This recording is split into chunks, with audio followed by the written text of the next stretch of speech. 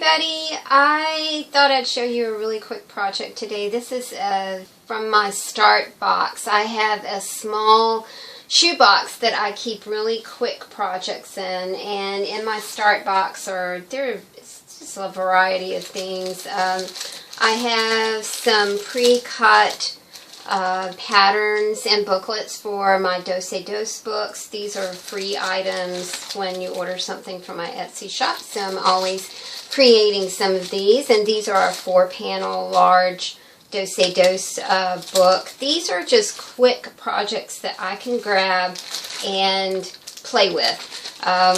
This is my bag in my start box for my business cards. I make my own business cards. And, oh, are we upside down? Can you see that? I can't tell. I can't see you.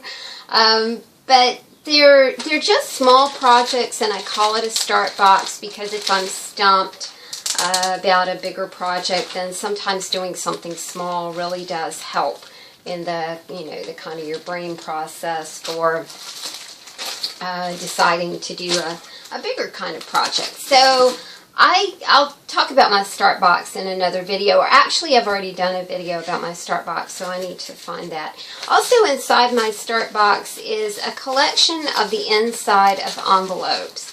When I get something in the mail, when you get something in the mail, it's usually in some sort of envelope that has a white front and then there's a patterned back on it. And if you look inside the envelopes you get, you'll discover all these pattern papers, and I thought, well, let's not let that go to waste. So when I open something in the mail, I go ahead and start cutting the envelopes. I mean, this takes no time at all. You get your mail and you just open it, and then you start cutting up the insides of it. It's very quick, very easy.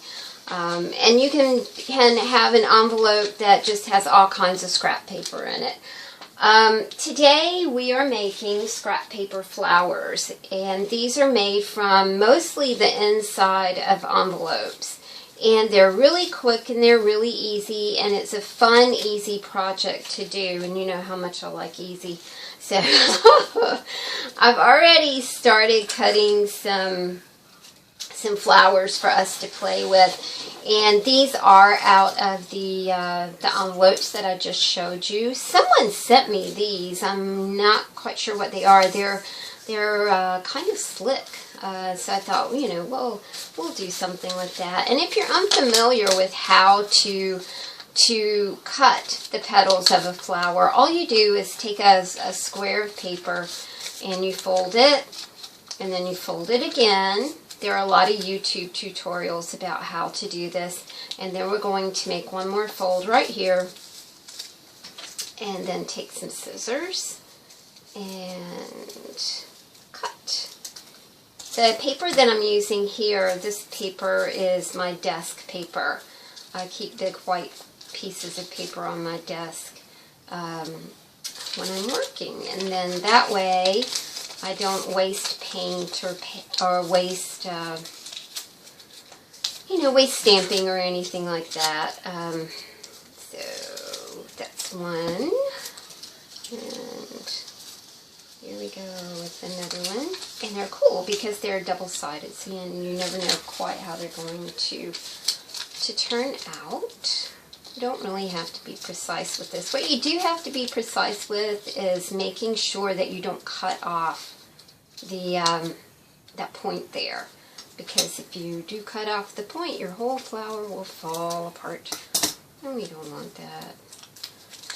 So we've got this one. Let me choose one more. You can also do this with scrapbook paper.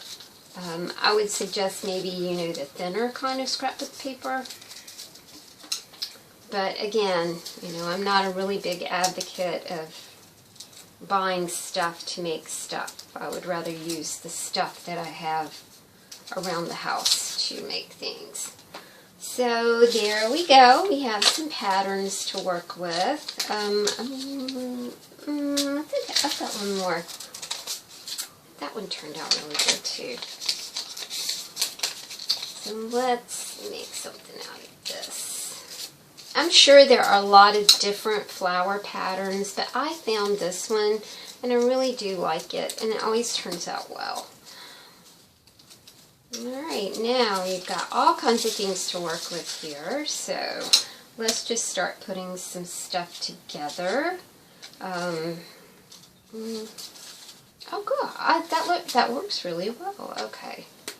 The thing here is, don't think too much about it. I'm a fan of quick, easy, and let's not think too much about it. Okay, that looks good. I like the way that looks. It's kind of a bit of contrast there. Put that one down. And then we can go for something small, like this, or something like this, or we can go ahead and put a button in the middle of that. And I'm kind of thinking that I'd like to do that. Your buttons, I've just got a collection here. This is not my button jar, but this is rather my handmade button box. I learned to make these buttons from Jenny Belly, and I will put a link to her button making video in the description under this video. So I'm liking that. I think that looks pretty good. And these are made out of corrugated cardboard, and they're the only thing hard about making these flowers is cutting them. All right, cool. Now we've got one. Let's. I'm liking this, so I think I want to start here. Oh wow, look at that. Oh, that's pretty cool.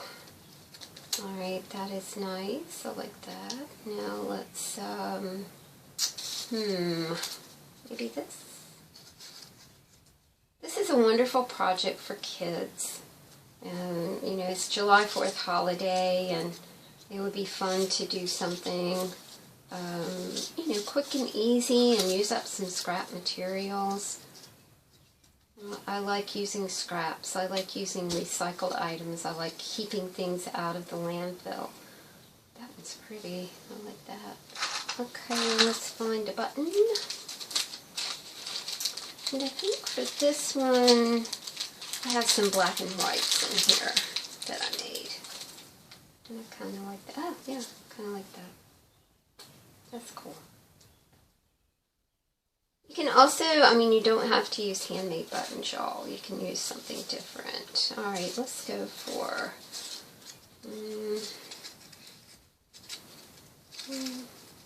I kind of like that. I think these were cut just a little bit different. And you do have to kind of offset things, when you're doing this. That is quite nice. Oh, I was going to use that button, but I think it's too big. Maybe we can set that in something else. Yeah, I don't think so. Oh, wait. Oh, okay, that's going to work. Now we've made a bigger one. And that button's still not going to work, so I think I'll go with just I've got a pink button here. But anyway, you get the idea, and you can do a whole lot of things with just some scraps of paper or the inside of envelopes. I've made these using coffee filters. I've made these. One of my very favorite things to work with is to work with old greeting cards, and they've got all kinds of cool textures and papers in greeting cards. So like I said, put the word out that you would like to have some things from your friends, and just ask around and see what you can find to work with around the house. Thanks for watching, and we'll talk later. Thank you. Bye.